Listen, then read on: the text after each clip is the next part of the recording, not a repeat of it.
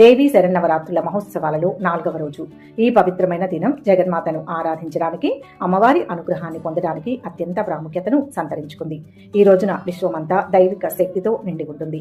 భక్తులు ఉపవాస దీక్షలతో, అచంచలమైన భక్తితో అమ్మవారిని కొలుస్తారు. ఈ సంవత్సరం నవరాత్రులలో 4వ రోజున కాత్యాయని దేవి అలంకారంలో అమ్మవారు దర్శనమివ్వడం ఒక విశేషం.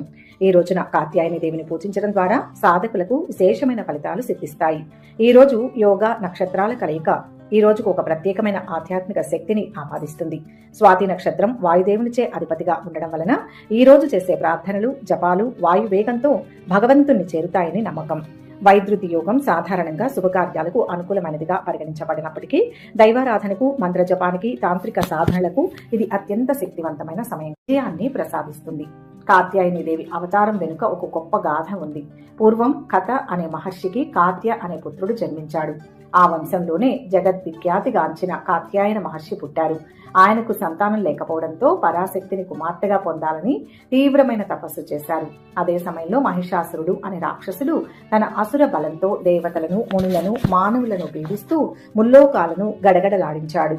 బ్రహ్మదేవుని వరం చేత గర్వితుడైన మహిషుణ్ణి సంహరించడం ఎవరికీ సాధ్యం కాలేదు.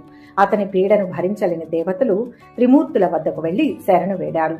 అప్పుడు బ్రహ్మ, విష్ణు, మహేశ్వరుల శరీరాల నుంచి ఒక దివ్యమైన తేజస్సు వెలువడింది.